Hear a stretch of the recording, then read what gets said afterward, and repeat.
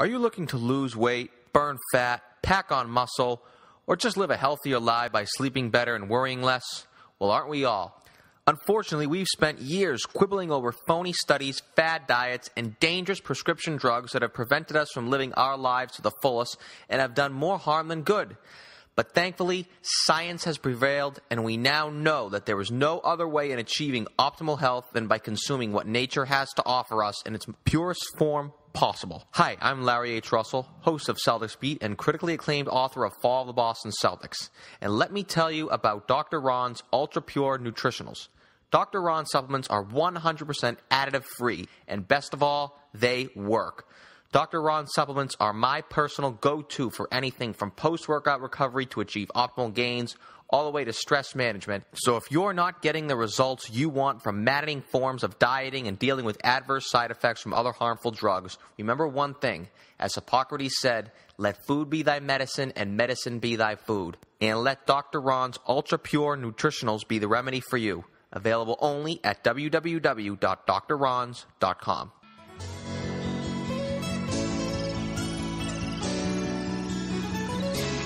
Okay, welcome back into Celtics Beat. Kyle Draper, he of Comcast Sportsnet New England, is here. Our interview with Kyle is brought to you by DraftKings. The moment you've been waiting for is almost here. Football is just around the corner, and you can start the season by winning $2 million in Week 1 at DraftKings.com, America's favorite one-week fantasy football site. 1 week fantasy means no season-long commitments. It's like a brand new season every time you play. Just pick your players, pile up the points, and pick up your cash. That is it. Why wait until the end of the season to get paid when you can win huge prizes every week? You can get started playing right now. Prepare for the regular season with preseason contests running through August. You've already been scouting players for your season-long fantasy team. Put that knowledge to the test every week this football season at DraftKings.com, where you could turn your love of football into lifetime of cash. Hurry to DraftKings.com now and use promo code New England to play free for a shot at $2 million in the Week 1 Millionaire Maker. Enter New England for free entry now at DraftKings.com. DraftKings.com. That's DraftKings.com. Kyle, I am appalled. Clearly the powers that be are continuing their march at dividing and conquering us people, dividing the American family, and the NBA schedule is a small part of that, I guess. I mean, 1 p.m. game all year? You got to be kidding me, right? Hey, man, it's a primetime league. You know, you want to get these guys out there so families can watch and everybody can watch, and I'm okay with it. You know, it's that gives me an opportunity to, be in the city at night and hear the sights and sounds, so I'm okay. And that means also, Larry, I don't have to wake up super early to get to the TD Garden. I could take my time moseying on down there to Causeway and Friend. Well, you'll be able to get up earlier if you're not staying there so late when you got 7:30, 8 o'clock games. I mean, we were at least good for 4 or 5 of those a year. Now we only got 1, so I'm a little disappointed with that. That's sort of my one disappointment of the schedule from a personal standpoint. Now we're getting into the more the technical parts of the schedule. And Sean Grandy had an interesting tweet back on Wednesday. Probably the most intriguing nugget because this is breaking down a schedule after all, but he let it be known that not only were the Celtics a consideration for Christmas Day, but a home game for Christmas Day. I mean, the things I would have done to have the Celtics play at noon in Boston on Christmas Day. Yeah, and I can't remember the last time they did have a home Christmas game. Might not have even been alive. Yeah, exactly. 64. And so that would have been nice. Yeah, no, I thought they were good enough to at least get on the schedule because usually they, if I recall, they always tip it off at 12 o'clock, and I'm not going to lie. I just looked at the Celtics schedule, and that's about it. I barely even looked at the Christmas game, so I'm not even sure who the 12 o'clock game is. But I know it's not the Knicks because they were supposed to play. They're usually on Christmas because they're a big enough draw, even though they stink, and they're the Knicks and everything. But I guess that applied to the Lakers. They weaseled their way back on a Christmas Day again. I guess I said it to Sekou Smith on last week's show. I hope, for God's sakes, they don't become like the Detroit Lions or the Dallas Cowboys where we always get them. I mean, they can be as bad as they can, and they're probably going to be one of the 5 worst teams in the league this year again. And I guess we got to see them on. Well, I guess we don't have to. We don't have to watch. Yeah, and last year with the Lakers, I mean, I understand the draw with Kobe, but when he's injured, there's nobody on that team to watch. And so that goes to show you that Kobe is still a huge draw. And of course, the Lakers, one of the premier franchises in all of sports, but so are the Celtics. And I understand the Celtics don't have any star power right now, but if you look, internationally, nationally, there are Celtics fans in every city. We do the games, and I'm amazed at how many Celtics fans show up to road games out there. I'm looking at the Christmas Day schedule. That noon game is New Orleans Pelicans. All right, Anthony Davis, one of the bright young stars against the Miami Heat. And so you got to wonder. I mean, the Heat, they did improve themselves this offseason, but usually you got the Knicks or at least the Celtics or somebody in that mix, and it shows you that both those teams just aren't there yet. Yeah, it's interesting when you mentioned about how the Lakers have the star and everything. First off, I guess they do. They have the star and Kobe. They have the name, but at this point, going to see Kobe Bryant play basketball is like just going to see Ozzy Osbourne do a concert. I mean, would you do that? I wouldn't. But so hold on. Ozzy, what about the Who or something? Right, give Kobe a little more credit than that. That's basically what it is. I mean, it's basically it's like going to see Van Halen, just bang around rapping. But I think fans now are a little more sophisticated than just, I want to go see the name. You have to play an entertaining brand of basketball. I mean, James Harden is as big of a name as anybody in the league, but I think watching James Harden play basketball is like watching Iron Rust. You couldn't pay me to do it. I'd rather see a good brand of basketball. I think. But Larry, I'm sorry, I got to disagree. You are in the minority with this. James Harden just got a $200 million deal from Adidas. Obviously, James Harden has some sort of appeal. I mean, James Harden and the Rockets are playing San Antonio on Christmas Day. And so I think you're a basketball purist, and you're all about what's inside the lines. But the whole sizzle also, there's some sizzle to James Harden's steak also that I think, people like to watch. Yeah, I can't watch his, just nonsense of just basically turns the game into soccer where it's just constant flopping and just getting to the free throw line and scoring 40 points. Oh, Larry, if he wore a Boston Celtics jersey, you would be walking around with a James Harden jersey right now. Come on now, let's not go there. I have not worn a player's jersey in 20 years. Easy. I mean, it could be Jesus Christ playing for the Celtics. But I don't think I could watch. I can't watch him play. I mean, I like to watch Steph Curry. I like to watch many other players, Kevin Durant, Russell Westbrook. Mm-hmm. I don't like watch. Well, I guess Russell Westbrook's another guy who is so predicated on going, say, 20 of 24 from the line. But I think Harden takes it to an extreme. But this is a Celtics show. Let's get back to the Celtics. And once again, more of the technical points of the schedule. There are many things that jumped out. Like I said, from a personal standpoint, I look to see where all the 1 o'clock games are because I thoroughly enjoy going to 1 o'clock games. I'm really ticked off there's only one of them this year. But, if you look at it from, the Celtics and the team standpoint, usually they have a West Coast road trip right after Christmas, right around the New Year or right at the New Year, and then usually one right after the All-Star break. Now, this year, they don't go out west until after the All-Star break. They don't even get rolling until a Friday, which I believe is like 5 or 6 full days after the All-Star break.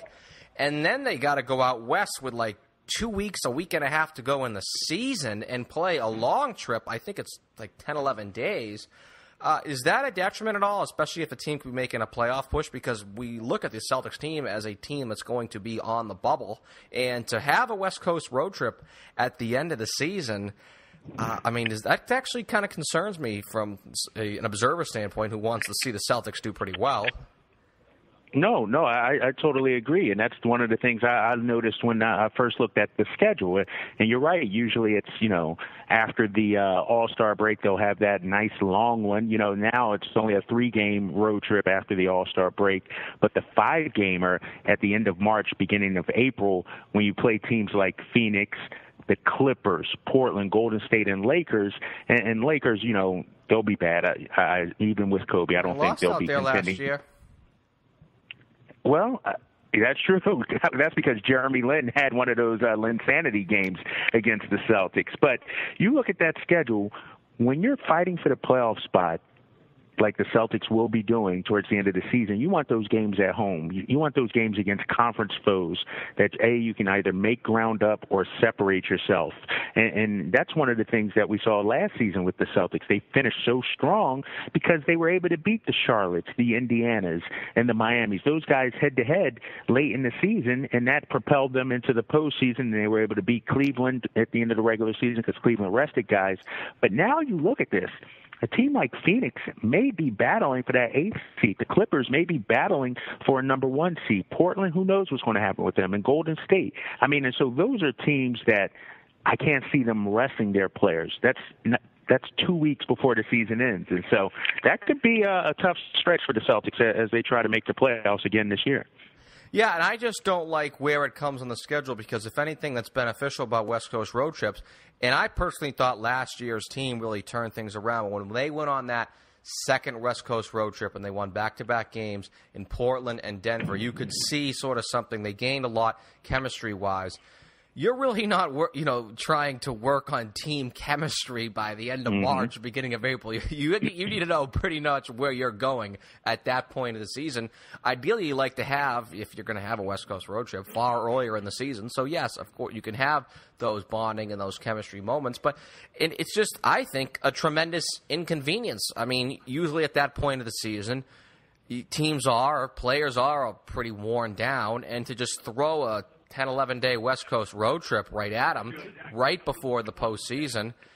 I mean, I want to say it kind of ticks me off, but I don't think it's going to help that team one iota. I think that's probably the biggest detriment of the schedule.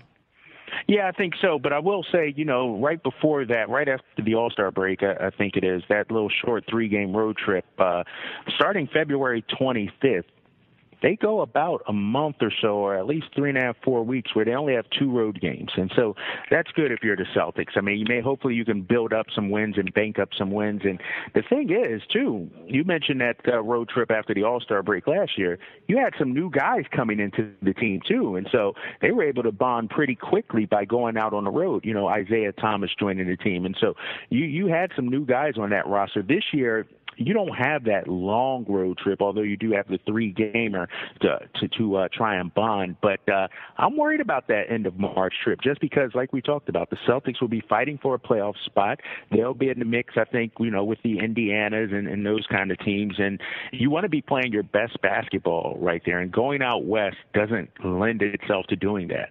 Yeah, you're definitely going to return to jet lag. And I thought it was interesting. There was a good word that you mentioned there earlier when you talked about a phrase even, putting wins in the bank.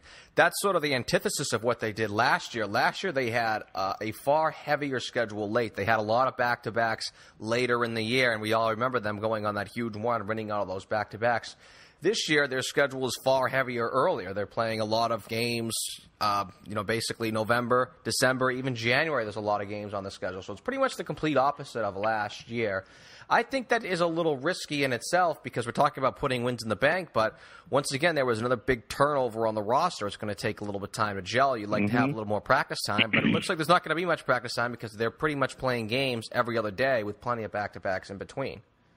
Well, the good thing is, though, you would hope that the roster is pretty much set this year. You don't expect as much turnover early in the season in November and December and January like we saw last year. You got a full training camp now with an Isaiah Thomas, a David Lee, Amir Johnson, and so I think the Celtics that we saw last year that started off slowly and then finally caught their wind during the All-Star break, at the All-Star break, we won't see that this year. I think this year they're primed to start off the season a whole lot better than they did a year ago just because they'll have a core group that has undergone a training camp with Brad Stevens, and so you won't be shuffling guys in and out of the roster like we saw last year. Yeah, that's true, and I agree with that to an extent, although I think they are sort of in a similar predicament of what they were in last year in the sense that I really don't see a rotation on this team quite yet, and I thought that was an issue early on last year. It was sort of just like 12 guys, and it was like, Brad, here you go, handle this, and once they sort of started, trimming the edges and shedding things down, that's when they sort of went on a move. And that's sort of what the case is this year. This year there are a little more established guys with at least, mainstay. But, I mean, there's a lot of positions. Like, we don't even know who's going to be the starting power forward. I mean, I've I've gotten so much flack on this show for not talking about David Lee, and he's very well could be the starting power forward or starting center or whatnot. We don't even know who's going to be the starting center, so I still think that there is going to be, there needs to be, some time for at least to see what this team has, guys to win positions on that roster, but I don't think it's going to be there if they're playing all these games the first half of the season. But Larry, you're forgetting they got training camp. If I'm Brad Stevens, I'm not worried about, guys trying to show me what they can do during the regular season. I want guys to show me in practice every day during training camp, during the preseason. I want to go into game one knowing, all right, David Lee, you're going to be here. Amir Johnson, you're going to be here. Jared Sullinger, you're going to be here. And so let's be honest. Do we really think Kelly Olynyk is going to get more playing time than, let's say, it's David Lee or an Amir Johnson? No. So we know their two best front court players in my eyes are Amir and David Lee. And so I wouldn't mind a starting lineup with those two guys. Now, I will say the position that we still don't know about is that small forward position. Do you go Evan Turner? Do you go Jay Crowder? And so I think that one's up to grabs. But if you're talking about, a guy who Brad Stevens may start, come game one, I would think David Lee has the inside track and Amir Johnson does as well. Because here's the thing about David Lee. It's one thing to be sitting on the bench for the Golden State Warriors, a championship caliber team. But to come here during a contract year and to come off the bench for a Celtics team that's, battling, hoping to make the playoffs, I don't know how well that would sit with David Lee on the inside. And so I think David Lee is definitely one of your starters going forward. Yeah, you mentioned about how, I like to see, whatever come out of training camp, but it doesn't work that way. Guys can outplay certain players in games, and people get supplanted for roster spots. But actually, we're definitely going to shift topics. I do want to touch back on the schedule, but that's actually a little something that's interesting to watch. You mentioned David Lee being in a contract year, being the 10th man on Golden State last year, a complete non-factor on that team. And now he's, once again, you're right, on a fringe playoff team in the East. And then Jared Sullinger is in a contract year himself, pretty much playing for maybe the only big contract he could possibly get in his life. So you're going to have that. And Amir Johnson is actually technically in a contract year, and that he doesn't have a guaranteed contract for next season. You got three players who are all established in one way or another, or in their minds they think they're established. And I think that's all that matters in their minds, not ours, because that's their egos. Do you think that sort of competition, for that matter, is a good thing, or could that create some chemistry issues on the team? No, I think that's a great thing. I think that's what Danny Ainge wants, not only that roster flexibility going into next offseason, but now you got guys that are hungry. And that's one thing we've seen with the Celtics team over the last, year or so. They want guys that are hungry, that have something to prove, that have a chip on their shoulder. And so with David Lee, he's out to prove, he's deserving of a big long-term extension from somebody. Amir Johnson, same thing. That's why he took the deal with the Celtics. That's, good money for him on his first year, but there's no guarantees for next year, but he's going to try to play into a bigger contract. And so same thing with Jared Sullinger. This is a huge year for him. And so I think the Celtics, they like guys who have something to prove. They like those short-term guys that are coming in, out to prove the league wrong. And so while it could, create some sort of issues, I think the issue where it could create a problem is, let's say, as Jared Sullinger is riding a pine. Will he be happy? Will his minutes, 15 to 20 minutes per game, will he be happy with that? And so that's what, the concern I have. A guy like Kelly Olynyk, he may not be happy, but I don't think he'll voice it. Jared Sullinger, you wonder, will he pout if he's not in the game a whole lot? And so that's the only issue I think that could be created. But the competition is good, Larry. Come on. You don't want guys, especially these guys who, aren't the LeBrons and KDs of the world who just think, they can just show up and turn it on. And so I think competition is good. Yeah, I beg to differ with you on that. I just think, competition is good, but when you just sort of have all guys almost vying for basically what amounts to one spot, I think it's risky in its own right. It can be good, like on paper, but all it takes is one 3-game losing streak, one guy to complain. But hold on, Larry, didn't we have that last year? Didn't we have that last year with Brandon Bass, with Sullinger, with Zeller, and that front court rotation? Bass is a professional. He never said anything in the papers. 2 years ago, Courtney Lee was playing great, but then once again, the team was playing pretty well as well. And Courtney Lee goes to the papers and complains and says, I'm not playing enough. And they got him out of town, right? Remember, Gerald Wallace complained early on, too, last season. And then they nipped that in the bud, and he was, a model citizen after that. And so I just think, with this Celtics team last year, you had 11, 12, 13 guys who all felt they should be playing.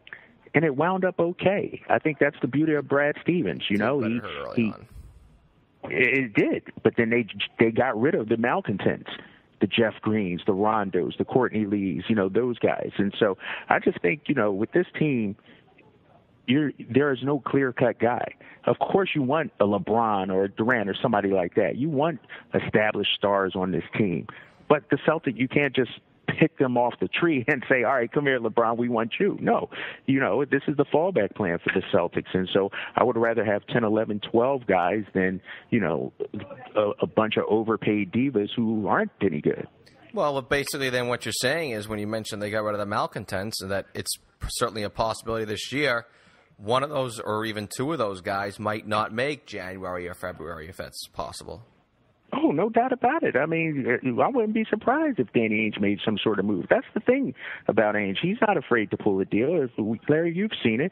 Every year, the last few years, he's made some sort of mid-season deal. And we're not just talking trade deadline. I mean, he's traded guys in December, before even the trade deadline is even close in January. And so he's always looking to make some moves. So I wouldn't be surprised, especially with the log jam at some of these positions, the guard position. I mean, who's going to be odd man out? Will Evan Turner be the odd man out and sitting on the pine? And so there may be some unhappy guys, and I'm sure Danny Ainge will look to trade those guys if it'll help the team. Yeah, Turner's, I think, he seems to be, you hear his name a lot when people are discussing the Celtics at this time of year. They're looking for something to talk about.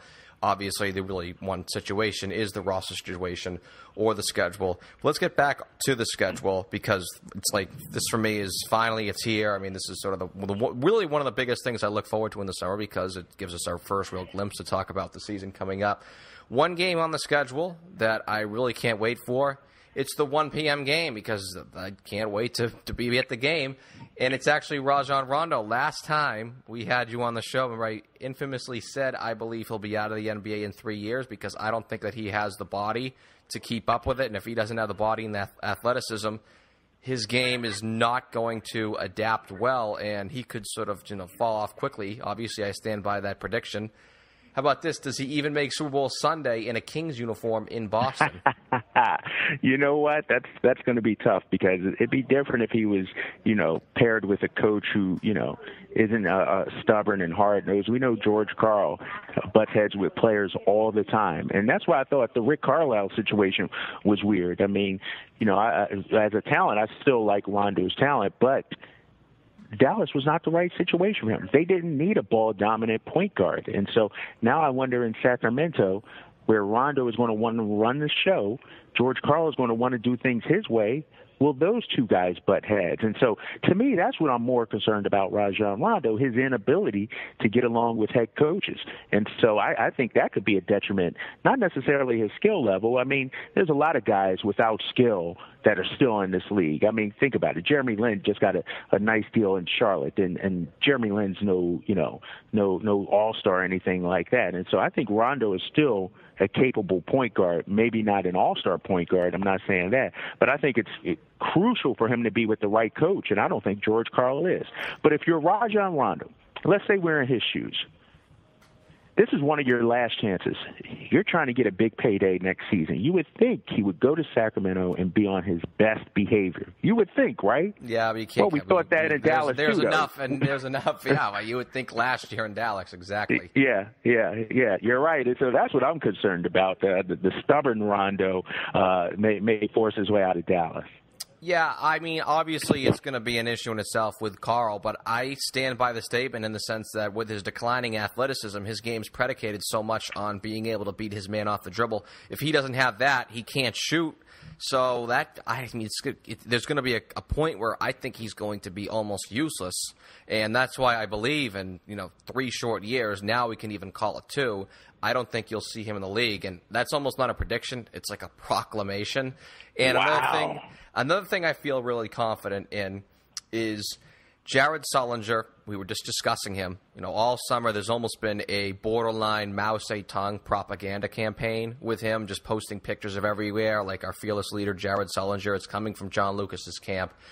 I guess he's getting in shape. I'm not really impressed with some of the pictures that I've seen. I think I've almost chuckled at some of them. But because he is, in better shape than he was obviously last year, I see him getting off to a good start, but because I think he's with the wrong person in John Lucas. John Lucas is a guy giving you personal health advice, I think is a joke in itself. I wouldn't trust John Lucas. I wouldn't trust John Lucas to lick a stamp. But, I think that's a joke in itself. I could easily see him. He's working hard this summer. There's no question about it. I think he's working hard. He's getting terrible advice. He's probably losing, a good amount of weight, but because he's not getting the right advice, he's just going to be right back to where he was. So I see him getting off to a very good start. But once again, when you have the stress of all these games, which he doesn't have now, of course, he's not playing any basketball games or NBA games for that matter, he's probably just going to fall right back to where he was. I'm actually telling you that that's what's going to happen. I'm telling you that is what is going to happen. This isn't even your crystal ball. This is like, a fact that you're stating right here. But Jared Sullinger is no different than a lot of people, in society right now. It's a lifestyle change he has to make. Anybody can go out there and lose 20 pounds if you work hard at it. But what happens when you're by yourself on the road out there in Sacramento or in Portland or something like that, and it's, 11 o'clock at night and you're hungry and you want to order room service, that kind of thing. And so really it's a lifestyle change for Jared Sullinger. And so the pictures look great. That's all fine and dandy. But talk to me in December and January, because remember last year, Larry, there was all this talk about, Sullinger looks so much better. He looks so much better now, And then once the season actually started and then Danny Ainge and them put him on the shelf and came out with all these stories, it's the same thing. And so it's a good story now, all right, but I'll believe it when I see it during the season. That's how I feel. I think it's an okay story now. Like I said, he looks – I don't think he looks great. That is not the word I'll use him. The little picture of him doing that goofy exercise. I don't know what in the world that was. Great is relative. Yeah, that's relative. But I just think that it looks like he's probably just starving himself now and then working hard like crazy. Your body can handle that only for so long. Once you start playing all these games, 5 games in a 7-game night, and you're on the road and you're, not just making intelligent decisions, there's just no chance. I think he's going to eat it right back, just as what he did last season. He'll get off to a good start. It'll be like Vin Baker in 2004 when he got off to that great start. But once you have the stress of playing all these games and everything, you're not sleeping, you're not on a schedule. Now he can schedule his day every single day. You can't schedule when you're playing basketball games. But okay, we know you're a little short on time. It was a day for schedule. I did definitely want to get that Sullinger thing in because I've been talking about it almost every week, even though it kind of ticks off our audience. Definitely schedule talk. Perfect way to get you out of here. You were the host of Celtics pre- and post-game live, and I believe this year the Celtics are on 7 national TV games, but every single game is on Comcast Sportsnet New England, correct? Yeah, except 2. There are 2 TNT exclusive games, the Tuesday, I think, against Atlanta, and then the Thursday against Chicago. But you can always watch the Celtics on CSNNE.com, also with our live app. Okay. And the pre- and post-game, of course. That goes without saying. Mr. Oh, yeah, of course. That's what you want to tune in. That's when, and I'll be with Brian Scalabrine a lot this year, so him and I will butt heads, I'm pretty sure, on a lot of things. Give me 3 games you're most looking forward to on Comcast Sportsnet. Forget the other game. Well, Cleveland, of course. I want to see LeBron James. I'm a big LeBron guy. I'm not afraid to admit that. So I'm looking forward to that game, December 15th. And it'll be the return of Kevin Love if he's back and ready to go. So it'll be interesting to see Kevin Love and how he feels. Also, I'm looking forward to the game right before the All-Star break, February 10th. Doc Rivers and Paul Pierce coming back to town.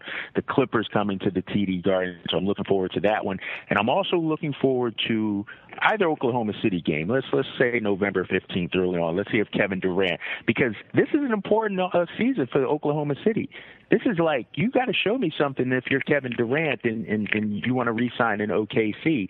They got to make a deep playoff run. And so those 3 games I'm looking mostly towards seeing. Of course, Sacramento, too. I actually like the moves that Sacramento made, Larry. I know I'm probably in the minority, but I like some of the moves they made. And we'll see if Rondo can prove that he is deserving of a long-term contract somewhere. Yeah, I'm looking forward to Sacramento because, like I said, it's the only friggin' game at 1. It's Super Bowl Sunday. I love that game. But actually, too, you mentioned Kevin Durant coming to Boston with Oklahoma City. How many times has Durant played in Boston, like the last 5 years? I know. It's only been like one time. Dude? He's either hurt, they're resting him, or it's...